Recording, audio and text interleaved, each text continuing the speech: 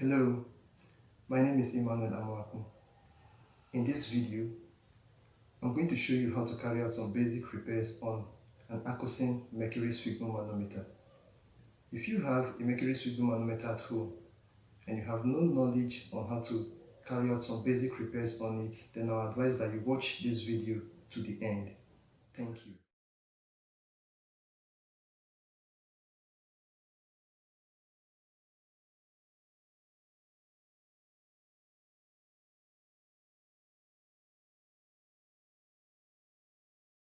Now, I'll like to just talk about some of the basic problems you can have with a sphig and what to do when those problems arise. Some little faults. Sometimes you can just put your sphig one morning and then begin to inflate it, only to realize that it's not inflating. The very first thing to check is to be sure that you have closed the knob. When you are sure you have closed the knob and still it's not inflating, then you should know that there is a leakage somewhere. At most times, it's usually a problem with the bladder. Now, if you are in Ghana, or if you are in Ghana, or like let's say, if you are in Accra, Ghana, you can easily get this part at Korle Bu, just opposite Korle Bu Teaching Hospital. There are so many stores around there that sell these BP apparatus and their parts. So usually with this kind of problem whereby the sphig refuses to inflate, you should know that there's a problem with the calf. Basically, it is the problem with the calf. Then sometimes you have problem with the bulb. The knob will just get spoiled. Most especially with this one, you realize that, should I use the word worn out? When you try to tighten the knob, it doesn't tighten. It will just be turning like that. It can also be a problem. Sometimes it is with the bottom side of the bulb. You realize that it has a problem. You can inflate, but air passes through it. Air returns back. It doesn't prevent air from coming. The thing here that stops air from returning, from escaping, doesn't work anymore. So that's one of the problems you can have with this sphig. Now, either ways, if the problem is just with the bladder, what do? It's all about removing it. You can detach it from here. You just detach it. This is gone, this is out. Then there is a joint here. You hold it and remove it. So you've gotten rid of the calf and the bladder. And then you can easily, in most cases, you see that sometimes if it's a new sphig, this place has been sewn. So with a new sphig, you realize that they've sewed this place. So what you need to do is to just separate it, to cut the thread, and then remove the bladder. To be sure that the problem is with the bladder, you insert the bulb again. This is called a bulb. You insert it again, fold this side and begin to inflate. You will see the place where the leakage is. Sometimes when you inflate it, as you are inflating it, you see a very big cut. Sorry, I have the Ghanaian accent. When I mean cut, I mean cut.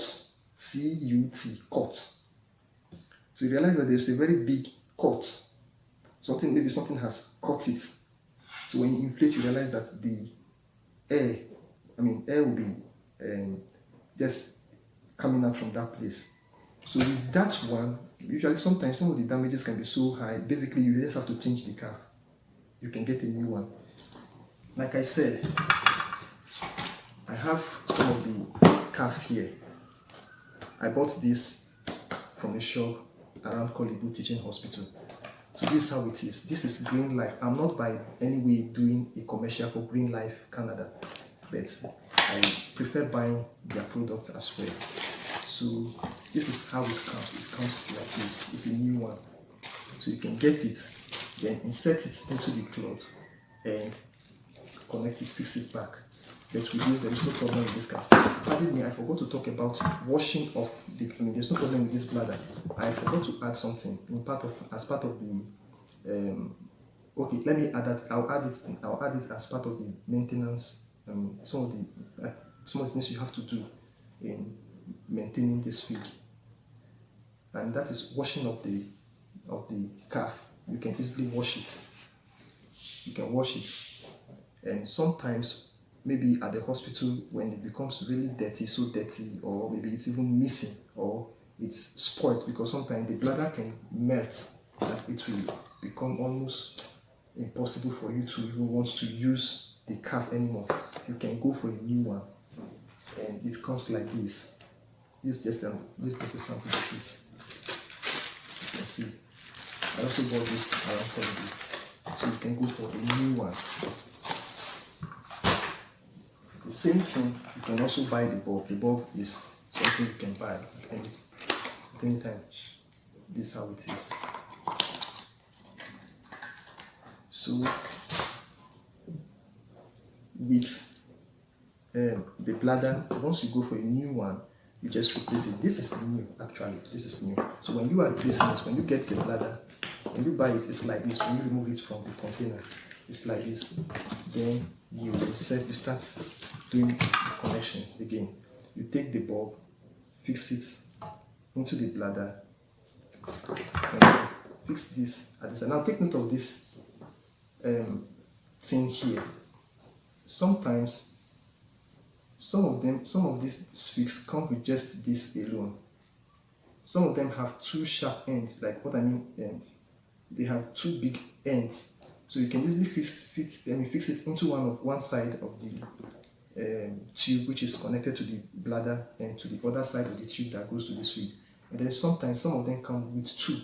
If your fig comes with two, make sure one doesn't get missing, because when one gets missing, you can render the whole fig useless, because this will not be able to, even though it fits into the tube, it won't be very firm. When you inflate the tube, it can remove. It starts to remove. So be very careful. Make sure you take note of this thing. If there are two joined together, be very careful that one doesn't get missing. That's then. So when you get the bladder, you just replace it. You just fix it. It's as simple as that. And then you fix it back into the calf.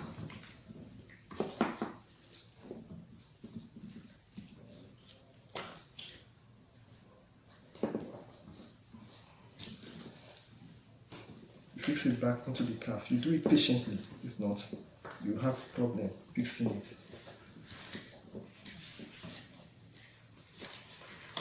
Do it patiently so that you won't tear. You won't have problem fixing it very well. Now it is done. So with this, in the real sense, you have to sew this side at least a bit and sew the middle again, so that it won't be bulging out whenever you are inflating it. And I'll do that later. Then secondly,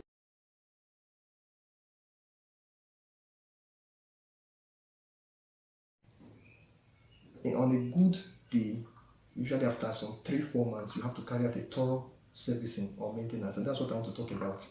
So sometimes it becomes necessary, not because the fig is faulty, you just have to do some thorough cleaning. 1, you have to clean the glass. 2, you have to clean the glass. 2, you have to clean the mercury chamber. 3, you have to clean the mercury. If you want to carry out a thorough maintenance, the very first thing to do is the calf. Let's assume the fig has been in use for some time. You remove the calf. I've just shown you how to remove it, and then you wash the calf. Then you inflate, after removing the calf to wash it, you inflate the bladder and then put it in water just to be sure that there is no little leakage anywhere. Then thirdly, what you should do is to remove from here. You will first of all remove this tube. You can pass it through this side. You can pull it down, but usually this is not necessary. And then You tilt, watch it. You tilt the sphygmo manometer this way so that the mercury can return back to the cage, and then you lock it. This is the lock. This is the something like a lock, a valve to lock the mercury from returning back, to lock the cage, the mercury cage, to stop the mercury from returning back. So you just lock the valve. With this, the mercury cannot return back. Then after you do this, the next thing to do is to hold this cap here. You raise it up. You raise it up, the glass will come out. After doing that, you now take a screwdriver. Watch it. You take a screwdriver. There's a screw here. You must screw it.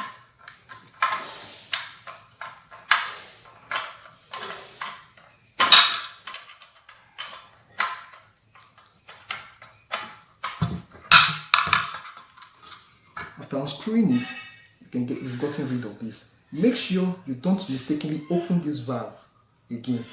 Don't be very careful, but if not, the mercury will spill out. So you must leave it closed like this, then put it down. Then after taking this, you can easily remove this. The next thing to do is to get a little bowl, pour water in it. Then you add a little parasol, bleach, just a little drop of it. Stir it together. Get a cotton wool or a gauze. You just clean it. You can clean it. Then just clean it. Clean the tube, and that's all. You can even detach it here, and then just clean.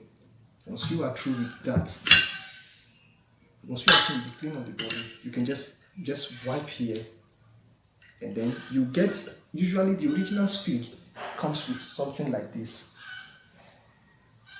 This is used for cleaning of the glass. You dip it into, just make the water a bit soapy, slightly soapy. Insert it into it. Insert this into the water, and then use it to clean the glass. Just pass it through the glass. You pass it through the glass, and then take it out.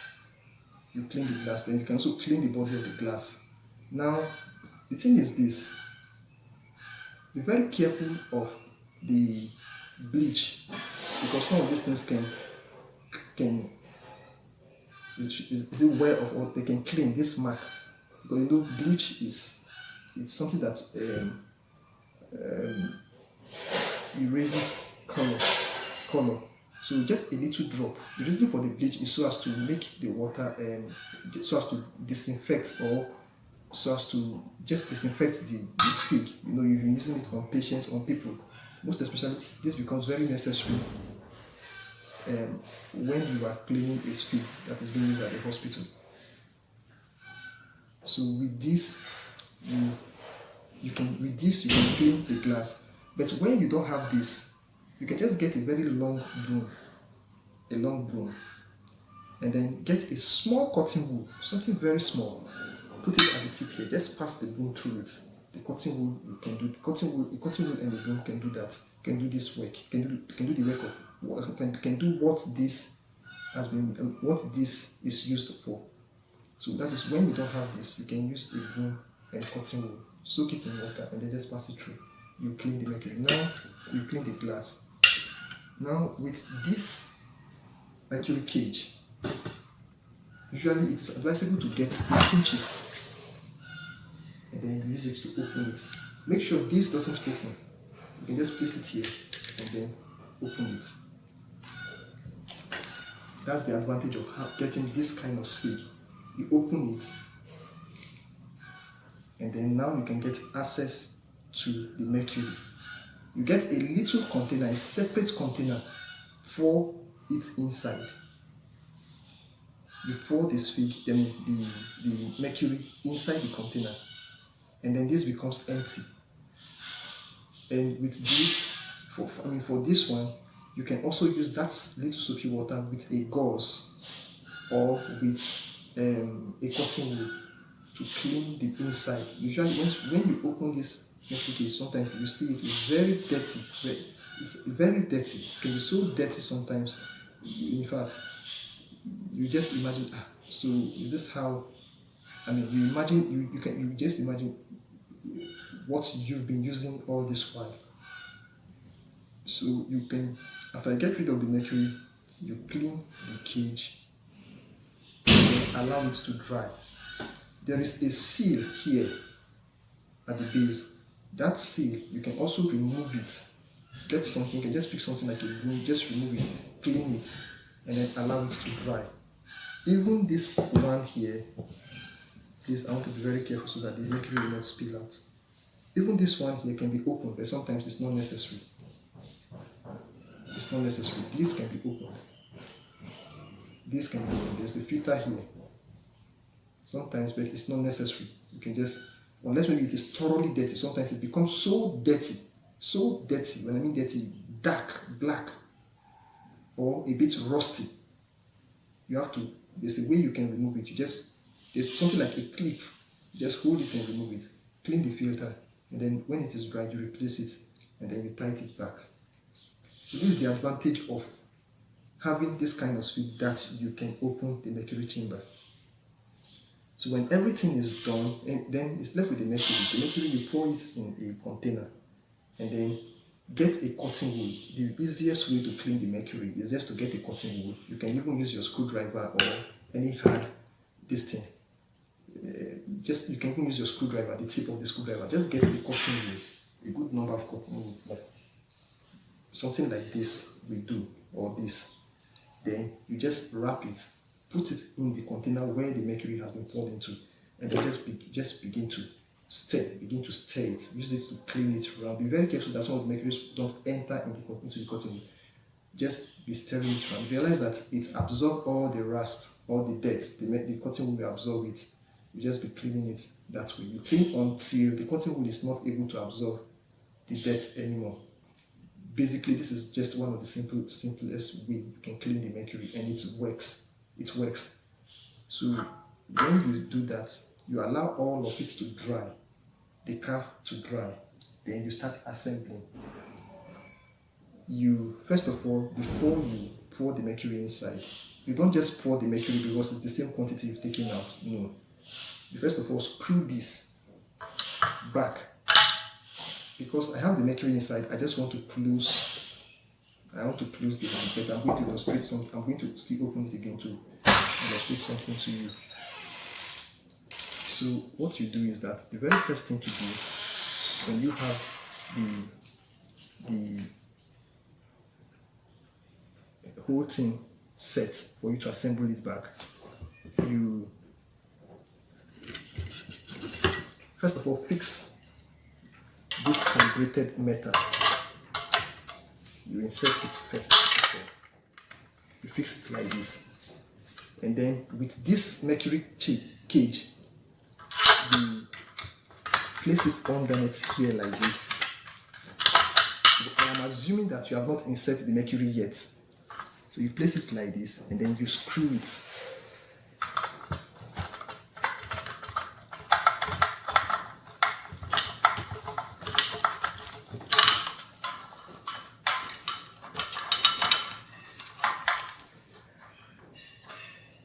You screw it. So after screwing it, then you get the glass, and then insert the next thing. The very first one is the calibrated metal. The second thing is this cage. We are just assuming the mercury is not yet in it. Then the third thing is the glass. The third thing is the seal. That is, if you remove the seal, you fix the seal. Now also, I just want to notify that there is also a seal at the top here. Make sure that the seal doesn't fall off. If it fell off the time you were removing it, you have to fix it back. But in this case, it's still there. So we are going to insert the glass carefully. You raise this up, and then you insert it here. Set it to see that the calibrations are all.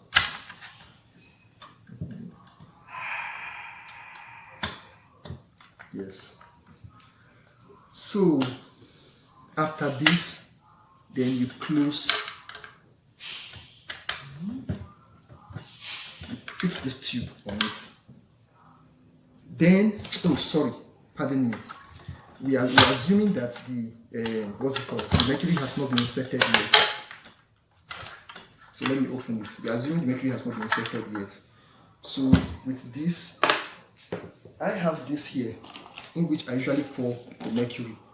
You get a syringe. This is 10 ml, 10 ml syringe, and then we are just assuming that this was where we poured the mercury. So you are going to use this syringe to to transfer the mercury back into this mercury cage. So with this syringe, when you draw some of the mercury, you use it to transfer it. Use the syringe to transfer it to this place. Now watch out. When you are transferring it, you don't just transfer it just like that. You watch to see that at a point when you are transferring it, the mercury starts to come through this way. I don't know if you can see. The mercury starts to come through this way back to the glass. Make sure it doesn't exceed the very first mark, which is the 0 mark. It doesn't exceed it. So you just, as you are inserting it, you are watching it to see that it doesn't exceed the 0 mark. So when it gets to 0 mark, you stop. At that point, you stop. And then take the cover or the lid. Make sure there's a seal, a rubber seal. This rubber seal is on it. And then you close it back. And then you close this one too. And use the pinches to make it tight.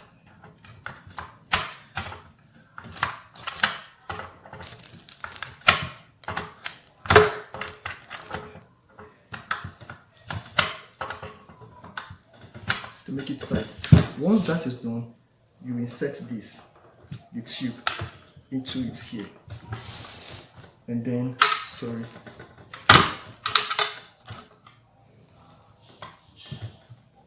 you insert it, and then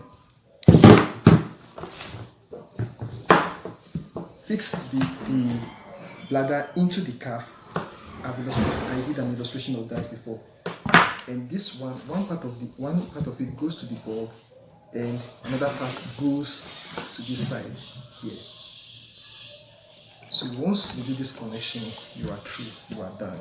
Please make sure you always go for this bulb, the metal knob. Now when you finish assembling it, you have to check to see that when you finish assembling it, you have to check to see that there is no leakage. You also have to check to see that the bladder can be inflated. You can check, you have to do some little checks. Now, the very first thing to do is to wrap it around your arm. Wrap it like this. You can just don't need to wrap it around your arm. You can just fold it like this, and then close the knob, the knob of the bulb, and then you begin to inflate. You open the valve. You open the valve and begin to inflate. You begin to inflate.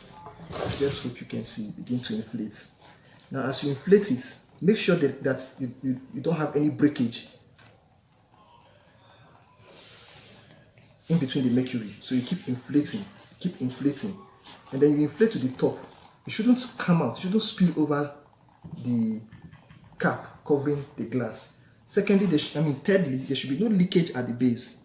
So if successfully the bladder, after inflating the bladder, there is no leakage anywhere around the bladder or even on the bulb, on the bulb, and also there is no leakage of mercury at the top or at the base, and it doesn't break, then it means you've done a good job.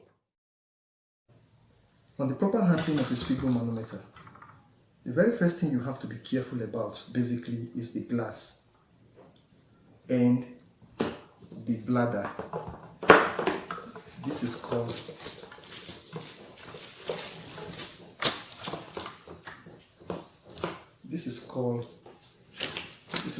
the bladder.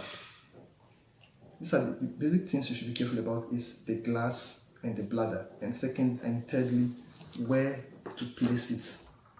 Now, sometimes at the hospital, you realize that maybe when these sweets have been taken for maintenance, for repair, when these sweets have been taken for repair, usually the engineers return it with this place a bit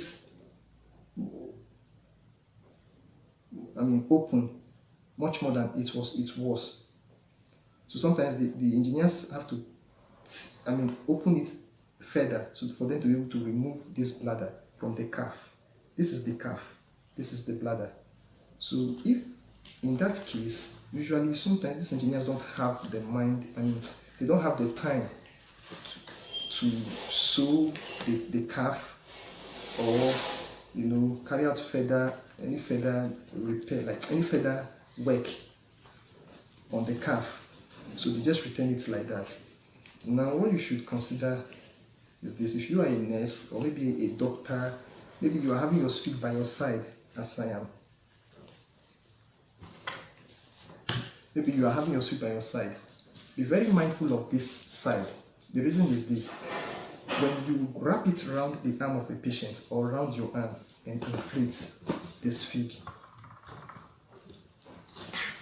and you inflate it, you realize that when this place is torn, when it's torn, sometimes the bladder bulges out. Let me try and see if I can illustrate it to you. There's something else an illustration. You realize that when it is torn, the bladder bulges out. The bladder will bulge out. If you don't pay attention to this, with time, as the bladder always bulge out, it will make that edge, let me show what I'm talking about. You see this place that bulge out, with time, around this side becomes weak because it constantly bulges out, especially with those being used at the hospital. So one of the things you should, the only thing you should do with this kind of problem whenever you notice it is to re-sew it.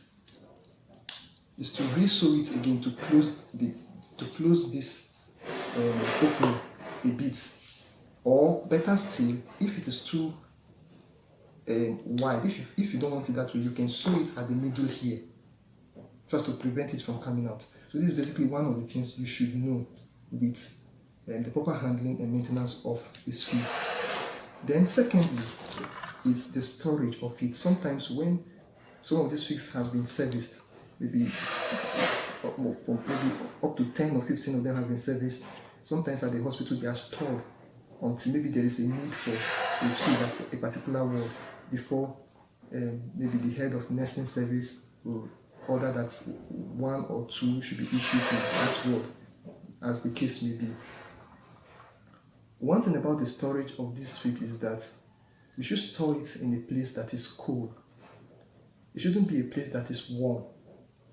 A place above room temperature is not good. Where if in the room that is warm, you have problem with the bladder, it starts to become weak. I don't know if you've witnessed this sometimes, realize that the bladder starts to melt. The bladder and the tube begins to melt. That's because you are keeping it in a place or in a temperature that is not conducive.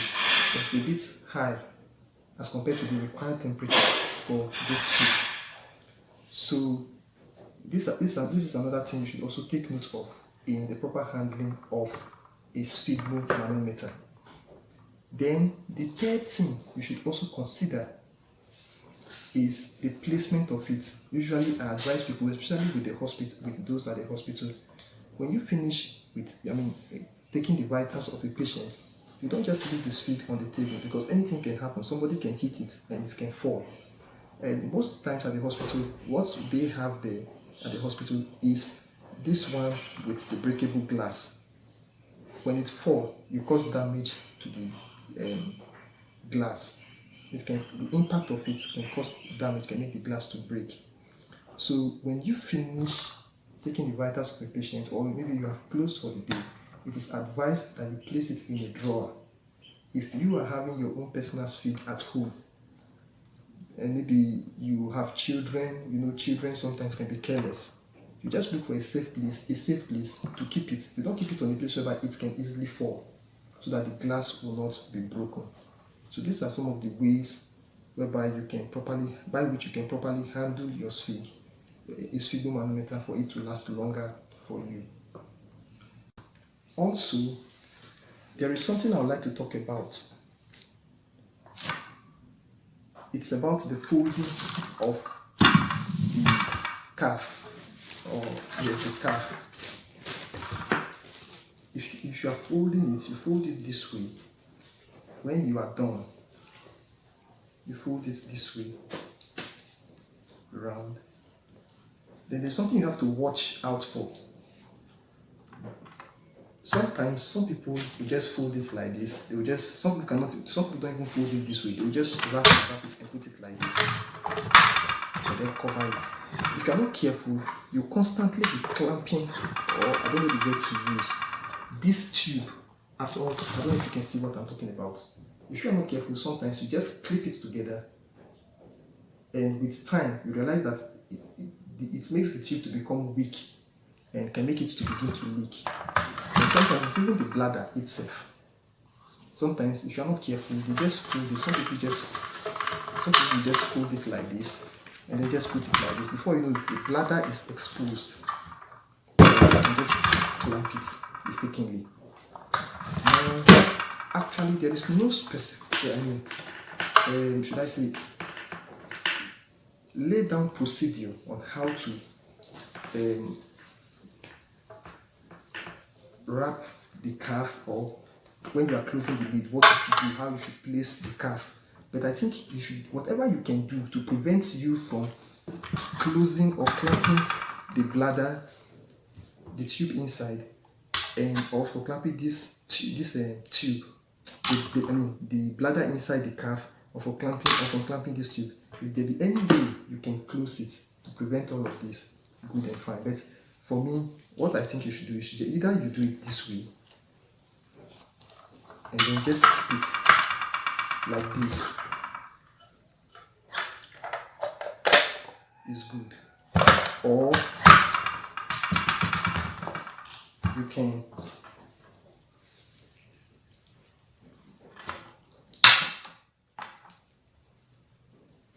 equally just wrap it this way, 1, 2, 3, then keep it. Usually I prefer doing it this way because it will make the calf to rest on the tube, so that the tube will not come out.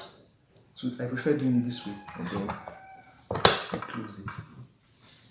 So if you can be handling your sphygm like this as an individual, or as a nurse, or as a doctor, I think you will not have any need of calling a technician too often, because you don't have much problem with your sphygm.